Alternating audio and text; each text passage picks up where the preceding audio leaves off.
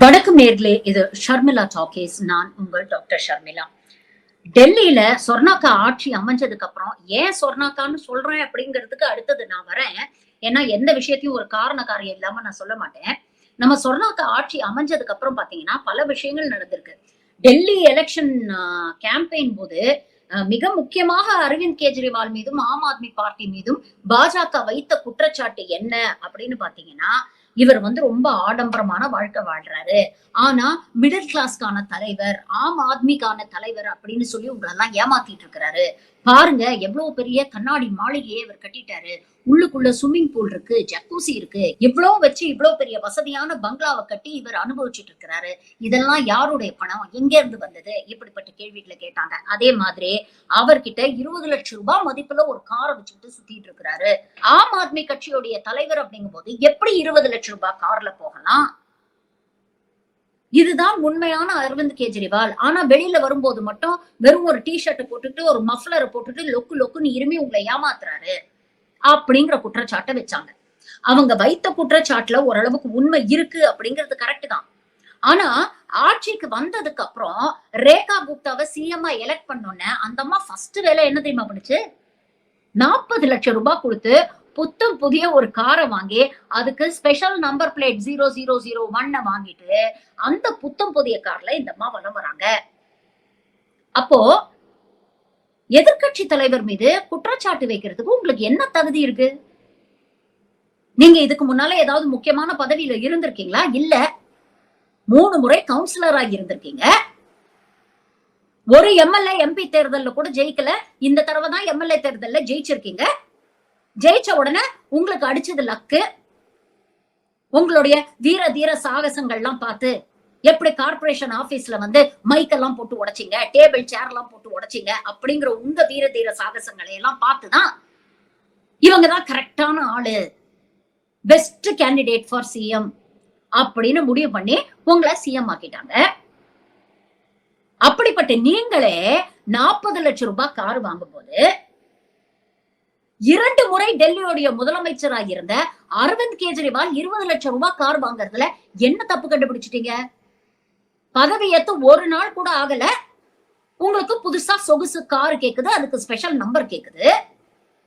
அந்த அம்மா கிட்ட கேக்குறாங்க, ஒரு பேட்டியில கேக்குறாங்க, பாஜகவுடைய தேர்தல் மேனிபெஸ்டோல முக்கியமான வாக்குறுதி என்ன கொடுத்திருந்தாங்கன்னா, ஆட்சிக்கு வந்த உடனே முதல் கையெழுத்து மகளிருக்கான 2500 ரூபாய் கொடுப்போம், அதுக்குதான் முதல் கையெழுத்து இடப்படும் அப்படின்னு சொன்னாங்க.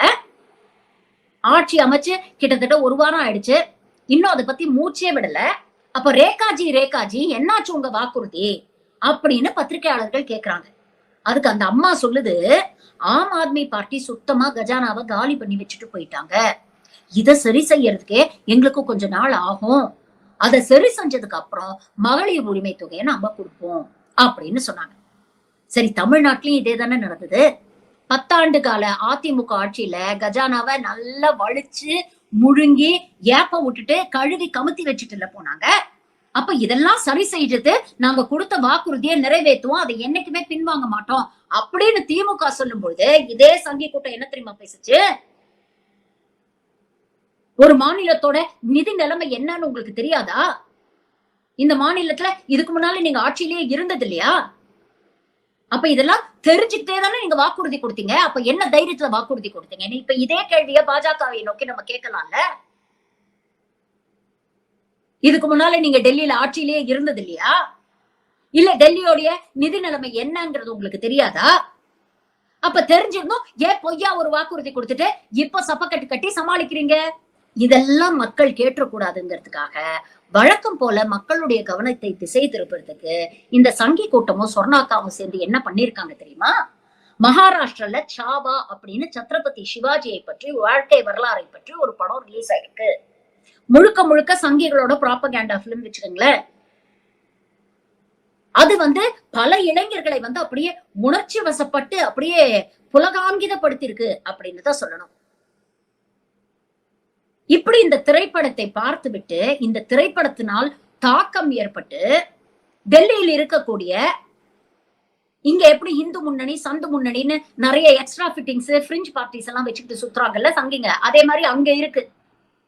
பஜ்ரங் தள், ஹனுமன் சேனா, லொட்டு லொசுகுன்னு இது போன்ற அமைப்புகளை சேர்ந்த சங்கி இளைஞர்கள் என்ன பண்ணிருக்கிறாங்கன்னா, டெல்லியில இருக்கக்கூடிய அக்பர் ரோட், பாபர் ரோடு, ஹுமாயூன் ரோடுக்கெல்லாம் போயிட்டு அது எப்படி முகலாய காலத்து பேரை வைக்கலாம் அப்படின்னு சொல்லி அந்த போர்டு மேல எல்லாம் ஒண்ணு கடிச்சிட்டு, அதுக்கப்புறம் கருப்பு பெயிண்ட வாங்கிட்டு வந்து அந்த போர்டு மேல எல்லாம் அடிச்சிட்டு அங்க சிவாஜி மார்க் அப்படின்னு பேரை மாத்தி வச்சிருக்காங்க. இவ்ளோ கலைபரத்தையும் இரவோட இரவா பண்ணிருக்கிறாங்க. இன்னைக்கு டெல்லியில இதுதான் ஒரு பெரிய பேச்சா இருக்கு. எங்க திரும்பினாலும் இளைஞர்கள் வயலன்ஸ். இப்ப புரியுதா? முக்கியமான விஷயங்களை பேசக்கூடாது, கோர் இஷ்யூஸ பேசக்கூடாதுன்னா அதை டைவர்ட் பண்றதுக்கு எப்படிப்பட்ட வன்முறையை இவங்க தூண்டி விடுறாங்கன்னு. சரி, டெல்லியில தான் இது நடக்குதா அப்படின்னு பாத்தீங்கன்னா, கர்நாடகா மகாராஷ்டிரா பார்டர்ல இருக்கக்கூடிய பெலகாவி அப்படிங்கிற இடம், அது கர்நாடகாவை சேர்ந்த இடம். ஆனா அங்க மராட்டி மொழி பேசக்கூடியவர்களுடைய எண்ணிக்கை தான் அதிகம். பொதுவாவே மொழி பற்று கன்னடர்களுக்கும் ஜாஸ்தி, மராட்டியர்களுக்கும் ஜாஸ்தி.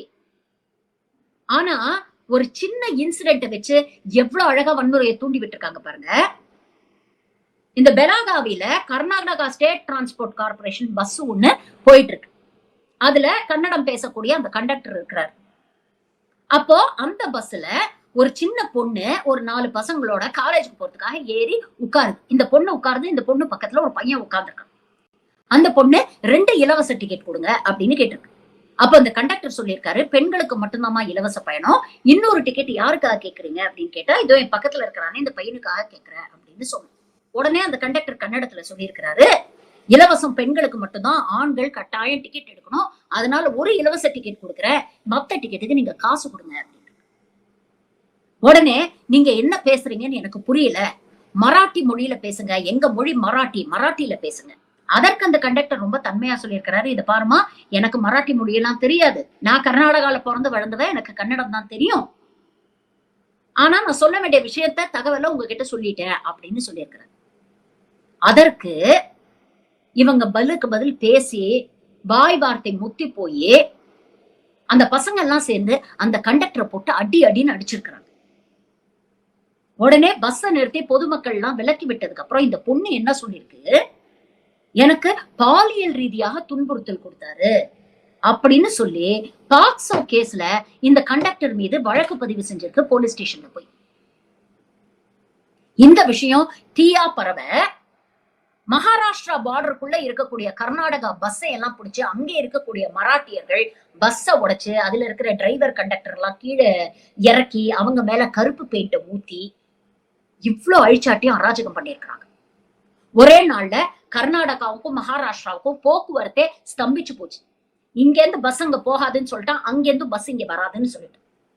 ஒண்ணு இல்லைங்க, ஒரு சிம்பிள் கேள்வி கேட்கிறேன், யோசிச்சு பாருங்க. தொடர்ந்து அமெரிக்கால இருந்து இல்லீகல் இமிகிரன்ட், சட்டவிரோதமா குடியேறவர்களை அமெரிக்கா நம்ம நாட்டுக்கு திருப்பி அனுப்பிட்டு இருக்குல்ல, கிட்டத்தட்ட 4 பிளேன் லோடு இந்தியர்களை திருப்பி அனுப்பிச்சிட்டாங்க. இதுல மெஜாரிட்டி கிட்டத்தட்ட 90% எந்த மாநிலங்கள் தெரியுமா? குஜராத், உத்தரப்பிரதேஷ், ஹரியானா, பஞ்சாப். இதுல எவ்வளவு சவுத் இந்தியன்ஸ் இருப்பாங்க, குறிப்பா எவ்வளவு தமிழர்கள் இருக்காங்க சொல்லுங்க. ஏதாவது ஒரு செய்தி நம்ம கேள்விப்பட்டோமா?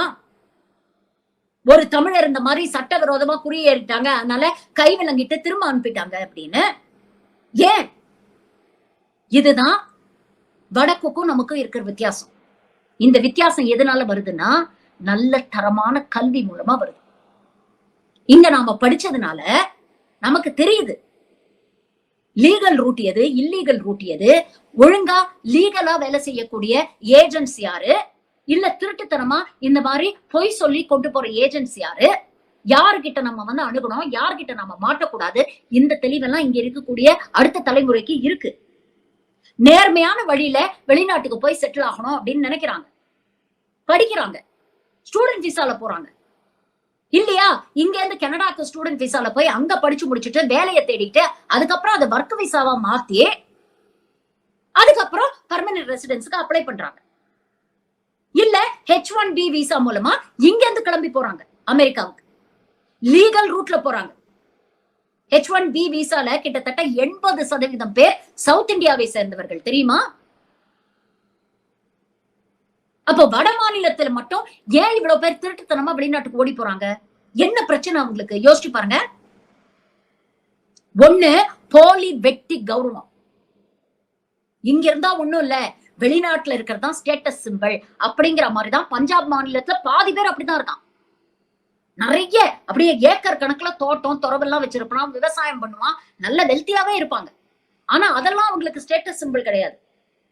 தன்னோட அண்ணன் பையன் இல்ல சித்தப்பா பையன் யாரோ அமெரிக்கால இருக்கிறான், கனடால இருக்கிறான்னு சொல்றது அவங்களுக்கு ஒரு பெரிய ஸ்டேட்டஸ் சிம்பிளா இருக்கு. ஏன்னா இத வச்சு கல்யாணத்துல வரதட்சணை வாங்கலாம். இந்த மாதிரி பிராக்டிசஸ் இன்னும் அங்க இருக்கு. இன்னொன்னு கல்வி. எவன் உண்மை பேசுறான், எவன் ஃப்ராடா இருக்கிறான் எதுவுமே தெரியாது. படிச்சாதானங்க தெரியும். அமெரிக்காவுக்கோ கனடாவுக்கோ போறதுக்கு முறையான வழி என்ன அப்படிங்கறத படிச்சாதானே தெரியும்.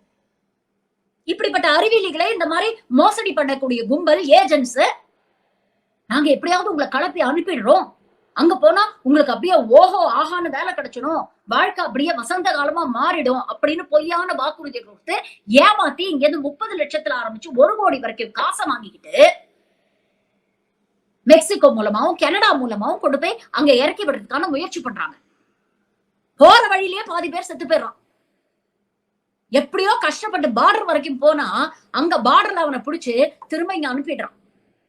அங்கே தங்குறதுக்கு நார்த் இந்தியன்ஸ் என்ன எக்ஸ்கியூஸ் தெரியுமா யூஸ் பண்றாங்க? எங்களுக்கு இங்க சாதி ரீதியாக வன்கொடுமை நடக்குது, மத ரீதியாக நாங்க தாக்கப்படுறோம், அதனால எங்களை அகதிகளா கன்சிடர் பண்ணி எங்களுக்கு அசைலம் கொடுங்க அப்படின்னு சொல்றாங்க. யாராவது ஒரு சவுத் இந்தியன், யாராவது ஒரு தமிழியன் எங்களுக்கு இந்த மாதிரி கொடுமை எல்லாம் நடக்குது, எங்களை அகதிகளா கன்சிடர் பண்ணி எங்களுக்கு அசைலம் கொடுங்க நாங்க போய் கேட்டிருக்காங்களா?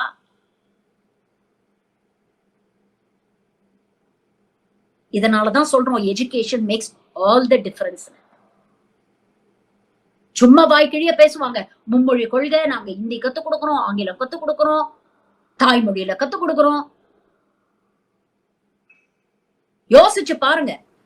நமக்கு அட்வைஸ் பண்றவன் ஒண்ணு அந்த துறையில கை தேர்ந்தவனா இருக்கணும், மெத்த படிச்சிருக்கணும், நிறைய ப்ராஜெக்ட்ஸ் பண்ணி இருக்கணும், அதுல சக்சஸ் ஆகி இருந்திருக்கணும், அதற்கான தரவுகள் இருக்கணும். இதுல ஏதாவது ஒரு குவாலிட்டி ஒன்றிய அரசுக்கு இருக்கா?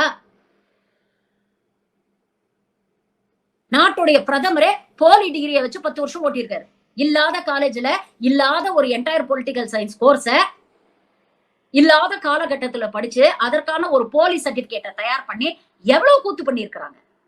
இவங்களுக்கு என்ன தெரிய போகுது கல்வியோட அருமை? இவங்களுக்கு தெரிஞ்சதெல்லாம் அடுத்த தலைமுறைய எப்படி வரலாறை திரிச்சு சொல்லி அவங்களை பிரெயின் வாஷ் பண்ணி மூளை செலவை செய்து இவங்க இழுக்கிற இழுப்புக்கெல்லாம் வரக்கூடிய ஜோம்பிகளாக எப்படி மாற்றுவது, இதுதான் இவங்களோட குறிக்கோள். நாமெல்லாம் தமிழ்நாட்டுல இருக்கோமோ பொழைச்சோம். இங்க இருக்கக்கூடிய அடுத்த தலைமுறையுடைய கல்வியையும் சுகாதாரத்தையும் இங்க இருக்கக்கூடிய இருபெரும் திராவிட கட்சிகள் காலங்காலமாக உறுதி செய்திருக்கிறது. அதுல எல்லாருக்கும் பங்குண்டு, எல்லாருக்கும் நம்ம கிரெடிட் கொடுத்துதான் ஆகணும். இன்னைக்கும் அதனாலதான் அந்த இருமொழி கொள்கையில ஸ்ட்ராங்கா நிக்கிறாங்க. அதுல நாம சக்சஸ்ஃபுல்லாவும் இருந்திருக்கோம். இன்னைக்கு நீங்க எந்த பாராமீட்டர் எடுத்துக்கிட்டாலும், எஜுகேஷனா இருக்கட்டும், ஹெல்த் கேரா இருக்கட்டும், இண்டஸ்ட்ரியலைசேஷனா இருக்கட்டும், ஹியூமன் டெவலப்மெண்ட் இண்டஸ்ட்ரீஸா இருக்கட்டும், எந்த துறையை நீங்க எடுத்துக்கிட்டாலும் இந்தியாவில் இருக்கக்கூடிய டாப் 3 மாநிலங்கள்ல தமிழ்நாடு இருக்கும். இது நம்மளுடைய track record, proven track record. ஆனா இந்த சங்கிகள் ஆளக்கூடிய மாநிலங்கள்ல போய் பாருங்க, அவங்க கிராஸ் என்ரோல்மெண்ட் ரேஷியோ என்னன்னு பாருங்க, இடைநிற்றல் எந்த அளவுக்கு வசந்திருக்கு அப்படின்னு பாருங்க. அங்கே இருக்கக்கூடிய அந்த பிள்ளைகள் ஒரு மொழியை உருப்படியா பேச முடியல. இந்த லட்சணத்துல மும்மொழி கொள்கை அப்படின்னு வேற உருட்டிட்டு இருக்கு இந்த கூட்டம். இந்தியாவில் இருக்கக்கூடிய அடுத்த தலைமுறையை எந்த அளவுக்கு இவங்க பிரெயின் வாஷ் பண்றாங்க அப்படின்னு பாருங்க. இவங்க சொகுசு கார்ல போறதுக்கு ஒருத்தன் கையில அருவாள் எடுக்கிறான், இல்ல கொம்பு எடுக்கிறான். இவங்க அனுபவிக்கிற ஒவ்வொரு வசதிக்கும் ஒரு நடுத்தர குடும்பத்தோட எதிர்காலத்தை அழிச்சுக்கிட்டு இருக்காங்க.